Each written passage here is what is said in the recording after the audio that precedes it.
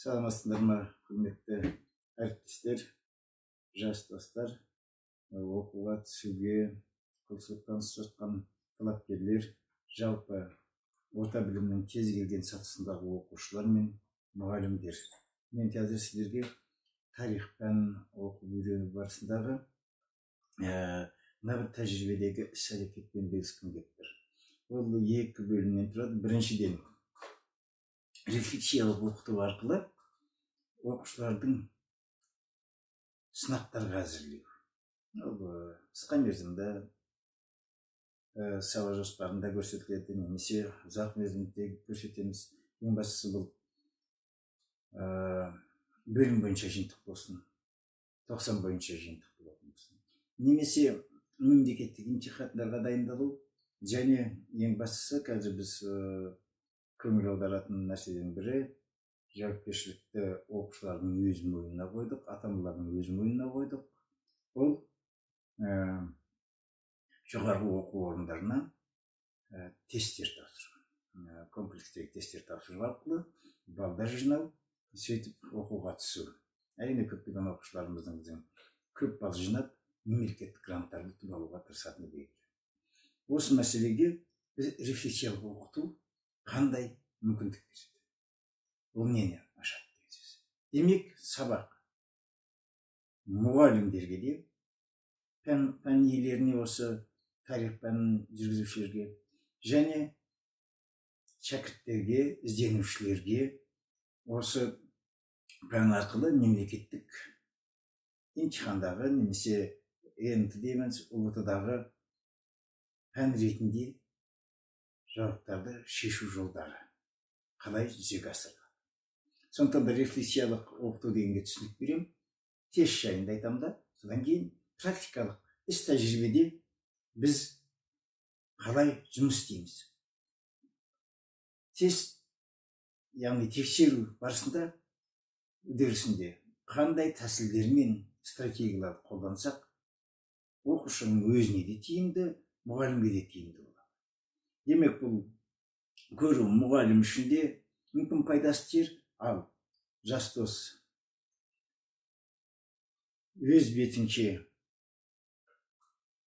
жоғарғы оқу орнына түсу үшін, немесе мемлекеттік емтихандар тапсыру үшін дайындалған кезінде осы мен қазір ұсынатын тәсілдердің пайдасы тиетініне мен шүбә келтірмеймін. Сонымен рефлексиялық оқыту дегеніміз не? Кез келген адам өзінің іс-әрекеті барысында іс-әрекетті бітіргеннен кейін толғаныста болады, артқа қарайды. Рефлексия дегеніміз латын сөзінен айтылғанда артқа қарау. Не істелді? Қандай жетістіктерге қол жеткізілді? Қандай мәселе толық ашылмай қалды? Неліктен кейбір сұрақтарға жауап табылмады?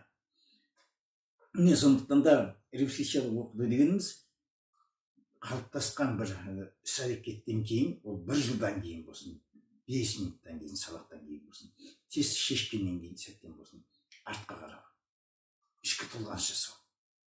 Кері байланыстан гөрі ішкі толғаныс жасау деген түсінікке келтіреді. Өзіңмен өзің ішкі толғаныс жасап отырып барып, мынау дұрыс екен ғой, жоқ, мына жерде қате кетіпті ғой деген мәселелерді ашамыз. Яғни іс-әрекетте туындаған идеялар, ішкі болжамдар, олардың қалай бағытталу керек екенін осы рефлексиялық оқыту арқылы түсіндіру және жүргізу. Осыған бейімдеу мұғалім үшін де өте маңызды. Осы рефлексияға түсе білу оқушының, ізденушінің өзіне де өте маңызды. Өйткені бұл көңіл-күйдің жағдайын реттейді. Бағанағы іздену барысында, не сабақтың барысында іс-әрекетке байланысты жұмыстарының артқа қарап реттелуіне мүмкіндік аласың. Және оқу мазмұнының тестті қалай шештім, не үшін шештім, оның құрамында не сұрақтар бар еді, қандай маған бағыттаушы, маған жол сілтеуші, немесе ымдаушы ақпараттар болып еді, мен нені дұрыс қабылдадым, не қабылдай алмадым деген мәселені қараймыз. осы мәселені қараған рефлексия дейміз. Тест ұғымында туралы тоқталып кетейік. Тест жалпы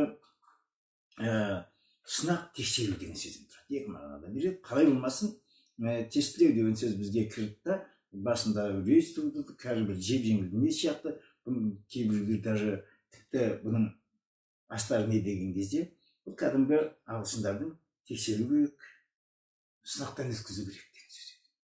Сондықтан да тесттің түрі әртүрлі. Ол тек қана біздің бағанағы жабық тесттер, сұрақ қойылған 5 жауабы бар деген сияқты, немесе мәтіндермен жұмыс істеу деген сияқты, анкета жасап алып, оның өзі тестілеу. Ауызша сөйлесіп, әңгімелесу арқылы білім немесе функционалдық сауаттылығын тексерудің өзі де тестілеудің қатарына жатады. Ал енді біз өзіміздің тақырыбымызға жақындайтын болсақ, оқушыларды дайындау немесе оқушылардың өздерінің дайындалуы тестілеудің кезінде өзі тесттер екі түрге бөлінеді. Біріншісі бейімдеу тесттері. Кез келген жұмысты алдынан бейімделу керек. Оның қыр-сыры қалай жүру керек, соған өзің дағдыларыңды қалыптастыру керек. Мүмкін 1 сағаттық тест, мүмкін 1-2 сұрақтық тест. Кез келген уақытта ол бейімделіп тесттер жүреді. Содан кейін барып кәдімгі құрылымдалған тесттер, әртүрлі мәтіні бар, ашық сұрақтар бар, жабық сұрақтар бар, тесттер беріліп, олар шешіле бастайды. Сонымен енді біз сөзден көре енді практикалық іске кешейік. Бейімдеу тест деген кезімізде тарихтың оқуда, үйренуде балалар әсіресе сынақтарға дайындалуда негізгі 3 мәселені анық өздерінің меңгеріп алуларын керек. Оның біріншісі тарихи уақытсызға. Тарихи уақытсызғы не кеседен өздерің көріп отырғандай, ол деген біз бүгін біздің дәуірімізге дейінгі 2,16 миллион жыл бұрын басталған тарихты 2021 немесе 22 жылға келіп тоқтатамыз. Өзі 4 кезеңнен тұрады деп айтамыз. Оның бәрін сендер білесіңдер, мен қайталамаймын. Тек ең бастысы тарихи уақытсыздық бойында орналастыра білу. Орта ғасырлар қай кезеңді қамтиды және оған қандай оқиғалар кіреді. Орта ғасырдың өзі мысалы ішінен қаншаға бөлінеді. Таза түркі кезеңі деп қай уақытта айтаймыз. Моңғол кезеңі және Қазақ хандығының құрылуы. Үлкен екі кезеңнің өзінің іші екіге бөлініп тұр. Ерте түркі заманы, одан кейінгі дамыған орта ғасырлар, одан кейін моңғол кезеңі, сосын Қазақ хандығының құрылуы. Екіншісі, осы тарихи оқиғалардың орналасуын енді кеңістікке қоя білу. Кеңістікке қоя білу дегеніміз бұл картамен жұмыс істей алу. Солтүстік, оңтүстік, шығыс, батыс, оңтүстік, батыс, солтүстік, шығыс, солтүстік, батыс, оңтүстік, шығыс, жетісу жері. Картада бұларды қолдана білу өте маңызды. Мысалы, 9-11 ғасырларда Қазақстанның солтүстік шығысында орналасқан қағанат. Әрине бұл қимақ қағанат. Солтүстік шығысы белгілеп алған кезде өз сөзі тұрған 9-11 ғасырда қараңыздаршы. Тарихи уақытты және кеңістікті бір-біріне сәйкестендіріп қимақ қағанаты шықты. Немесе алтын адамдар табылған есік қорғаны Аралтөбе шілікті қорғандарының орналасқан жерлерін көрсету. Егер есік қорғаны оңтүстік шығыс Жетісуда орналасқан болса, Аралтөбе батыста орналасқан, ал шілікті қорғаны шығыс Қазақстанда орналасқан. Осыны көрсету.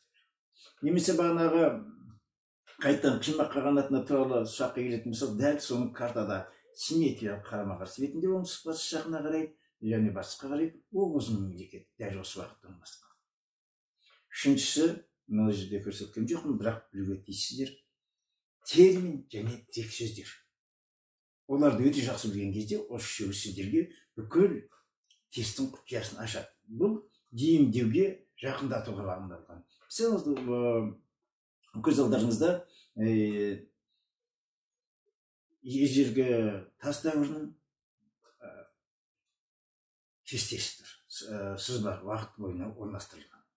Және ондағы қайда не табылғанын бұл оқушыға немесе дайындалушының өзіне өзі реттеп алатын болса өте маңызды.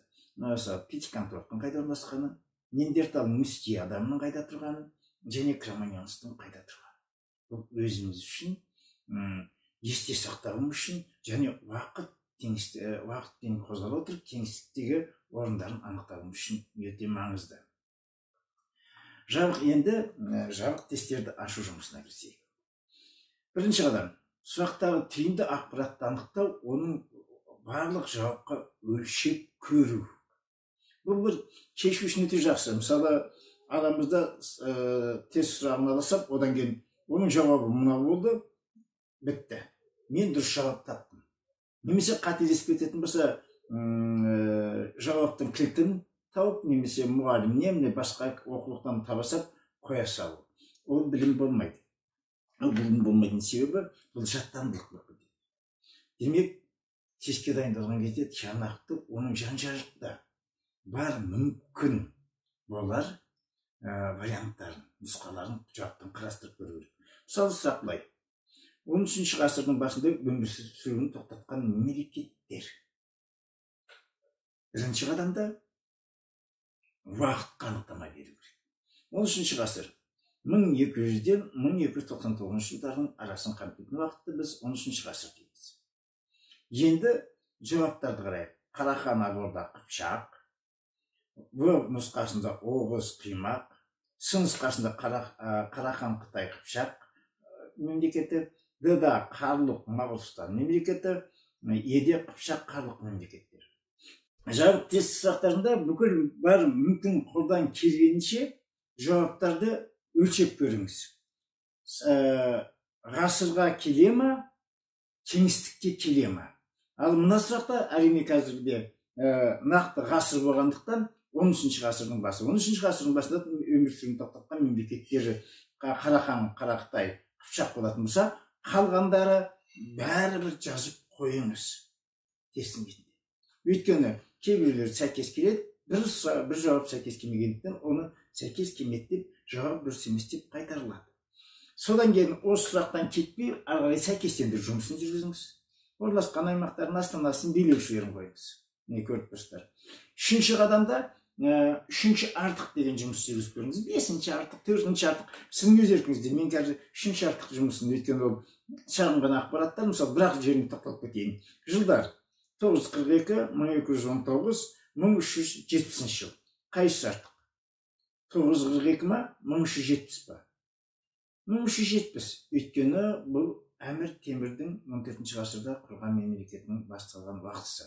Ал 942-ның бұған сәйкес келетіні Қарахан мемлекетінің құрылғаны. Ал ол 13 ғасырдың басында өмір сүруін тоқтатқан мемлекет. Дәл сол сияқты бағана есімдер, қалалар, оны да түрлендіріп өзгерте беріңіз. Есімдерді жақсы білетін болсаңыз, шайқас болған орындар, немесе әскерлер саны деген сияқты, қанаттар деген сияқты бөле беріңіздер. Тағы бір мәтінмен жұмыс және контекстпен жұмыс істеуге мына мозаика тәсілін. Әртүрлі ақпараттарды бір тақырыпқа сәйкес, немесе бір кезеңге сәйкес ақпараттарды ретсіз орналастырып, содан кейін өзің немесе әсіресе мұғалім егер соны ұсынса, оқушы соны ретке келтіруге тырысса. Және картамен жұмыс осы кезеңде үлкен мына кеңістік тұр ғой. 1248 жылы Моңғол империясының картасы, және оның ішінен сұрақ қойып отырмын, картадан Жошы ұлысының кірген жерлерін белгілейді. Қазір біз оның жауабын көрейік.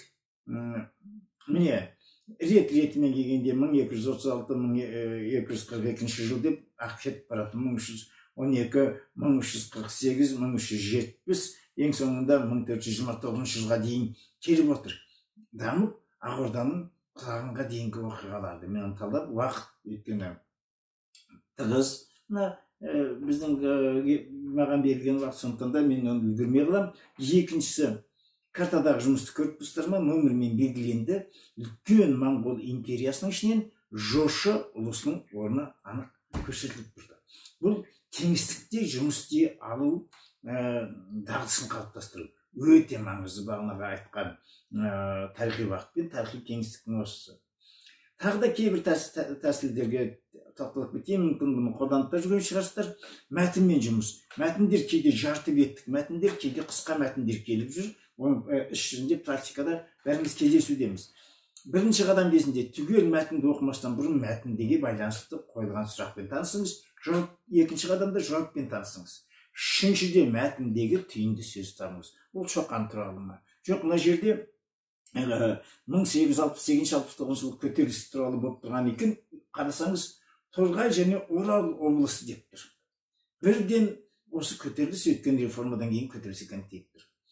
Мына барлық факторларды ескеру кестесі бұл тура тесттің өзіне тікелей шешуге байланысты болмағанымен, алынған ақпараттарды бөліп, талдап, қажетті жеріне дейін жеткізіп, одан кейін саралап, бағалап жіберуге. Тәуке ханды ала салуға болады, мысалы, Тәуке хан туралы толық ақпарат, одан кейін оның жағымды жағы, қауіпті жағы, жоңғарлардың әлі шабуыл жасап отырғандығын, қызыл таңғалатын жағы 13 жастан бастап әлгі кәмелеттікті белгілегендері, немесе Левшиннің Тәукені Якубовпен теңестірген деген сияқты ақпараттарды осында орналастырып жіберсек болады. Логикалық тест сұрақтарын шешуге дайындықтың үлгісі. Қазіргі көп сұрақтар логикалық формада келіп отыр. Демек, ойлауға итермелейді, функционалдық сауаттылықты қалыптастыруға. Мысалы, мына 3 сурет ұсынылып, суреттер қатарынан түркілердің исламды қабылдағанға дейінгі жерлеу үлгілерінің ескерткішін тап дәлелде дейді. Әрине, бірден керісінше жүру керек, исламдікін табу керек. Исламдікін табу үшін А суретіне көңіл аударсақ, күмбездің басында жарты ай, ислам символыдыр. Сонымен кетті, бұндағы жұмыс 2 қадамнан тұрады. Идентификация, анықтаймын, танимын, сосын валидтілік, нақты жауабымды таңдаймын. Келесіне кеттік. Осы логикалық тест үлгілерінің жұмыс істеудің жалғасы Қазақстан тарихының, мысалы, мынандай сұрақ қояйық. Ұлы Жібек жолындағы сауда қаласы араб жазбаларында Ақ өзендегі қала деп аталған. Бұл жердегі бана қызылмен бөліп қойдым, сіздер көрініп отырған шығар. Түйінді сөз араб жазбаларында Ақ өзендегі қала. Шеше беріңіздер. Немесе келесі сұрақта 1914-18 жылдардағы омбыдағы қазақтардың бірлік ұйымының жасөспірімдерге арнап шығарған қолжазба журналы. Жасөспірімдер қолжазба журналы. Айқап Алаш, Балапан, Қазақ дала өлияты. Өзіңіз осы жерде логикалық жолда тауып беретін болсаңыз, Балапан ғана қалады. Өйткені қалғандары шыққанның өзінде типографиядан шықты, бірақ ол заманда 14-18-де жасала шыққан жоқ, қалғандары болды, бірақ олар типографиядан шықты, қолжазба. Әлі жасөспірімдер Балапан деп өзі көрсетіп тұр. Содан кейінгі тағы бір тиімді тәсілдерді көрсетіп кетейік. Тарихи оқиғаларды ертеден кейінге немесе сәйкестендір деген кезде ең бірінші қадамда 100% сенімді оқиғаны белгілеңіз. Екінші қадамда соңғы тұрған не бірінші тұрған ақпарат тағы бір тексеріп көріп қайттан келіңіз. Мысалы, ең жеңілін айтайық, мысалы 19-шы жылдың нөмірлік сұрақ деп тұр ғой. Соны қарасақ, кеңес билігінің кезіндегі Қазақстан басшыларын ертеден кейінге қарай орналастыр. Голошекин. Шатас кетпеу үшін қарайтын болсақ, Е5 деген цифр жалғыз езіп тұр. Бірақ жауапта тұр. Уақыт созбай бірден қоюға да болады. Дәл сол сияқты осы сұрақты алғай логикалық қатарға түсіріп, Голошекин кезінде Қазақстанның өлкесінде болған оқиғалар бағана. Түрксіб, индустриализациялау, ашаршылық, міне көп сұрақты жауап жасап, оған оқушы немесе өзіңіз жасап, немесе мұғалім осыны жасап сонған кезде оқушының білім базасы және кеңейеді және ойлау жолы бір реттікке түсе бастайды. Көлемді тақырыптар, үлкен тақырыптар бойынша мысалы өте көп кездеседі сұрақтар. Тәуелсіздік кезеңдегі қазіргі Қазақстан деп келуі мүмкін, соғыстан кейінгі немесе мына жерде ұсынып отырып қазақ хандығы құрылуы және даму сатылары 15-14 ғасырлардың аралығы деген кесте. Бұнда тек қана өзінсін ғана көрсетіп тұрмын, үлкен көлемді оқу материалдарын бірізділікке келтіреді. Екіншіден, оқу үйрену барысында ақпараттардың өсу динамикасына сай реттелуі дәйекті білім қалыптастыруына мүмкіндік береді. Ақпараттарды бәріміз көбіміз білеміз. Болды оқиға мынандай болды деп. Салдары мен ақпаратты саралау жұмысы бізде көбіне сұрақты қиындатып жібереді. Міне сондықтан да кестеде осының бәрі көрсетілсе, саралау мен салдарды өздеріңіз теріп толтыратын болсаңыздар, бұл сұрақтардан сіздерге ешбір қауіп қатер төнбейді, сіздер оны біліп отырасыздар. Ең бастысы дұрыс жауап алу үшін, ең бастысы өзіңізге рефлексия барысында дұрыс сұрақ қоя біліңіз. Дұрыс сұрақ қой, қай жерден, қалай, неліктен мына жерде дұрыс болмады, қайта қаралу тиіс нәрсе неде дегенді дұрыс қоятын болатын болсаңыз, дұрыс қойылған сұрақ білімнің алтын кілті секілді қақпасын ашады. Мысалы, алдарыңыздағы екі суретті ассоциациялап бір-біріне сәйкестендіру. Бірінде карта, бірінде сурет. Бұл Кенесары Қасымұлы, екіншісі Кенесары Қасымұлының көтеріліс бастаған аймағы және оның шабуыл жасаған жерлері ең соңында қайтыс болған жеріне дейін белгіленіп тұр. Міне ассоциацияны ары қарай жалғастыратын болсақ, Алтын Орда, негізін қалаушы Бату, Қазақстан тәуелсіздігі 16 желтоқсан 91 жыл, бірақ бұлар жай ғана кетпейді ғой. Жылдар тұр көз алдарыңызда. Осы декабрьдік оқиғалар тұр. Қаланың қазіргі аты Нұр-Сұлтан болатын болса, оның кеше Астана, оның алдында Ақмола, оның алдында Целиноград, оның алдында қайттан Ақмола болғандығы сізге белгілі болуға тиіс. Міне мен өз айтайын деген пікірлерімдің аяғына жақындадым. Мұнда мұғалімдер үшін қажетті ақпараттар, қандай мәселелерді қарауға болатындығын, ұсынылатын қосымша әдебиеттер жөндеудің біз қалай ойлаймыз, Дональд Шонның рефлексиялаушы практик кәсіпқойлар әрекетті қалайша ойлайды. Осы біз бәріміз қазір рефлексиялаушы практик болып отырмыз. Оқушы да, мұғалім де, іс әрекетке қатысқан бәрімізде. Артқа бұрылып қарағанымыз, не істедік, қалай істедік деген жұмысты, ойды сүзген кезімізде біз рефлексиялаушы практикқа айналамыз. Назарларыңызға рахмет. Егер бүгін күн сенің қолыңда болса, ертеңгі күнге аз тәуелді боласың дейді Сенека. Демек, бүгін дайындалсаңыздар, ертеңгі ОБТ болсын, мемлекеттік сынақ экзамендері болсын, ешқайсынан сүнбей өтетіндеріңізге сенімдімін. Тағы да сау болыңыздар, менің каналыма жазылуды ұмытпаңыздар.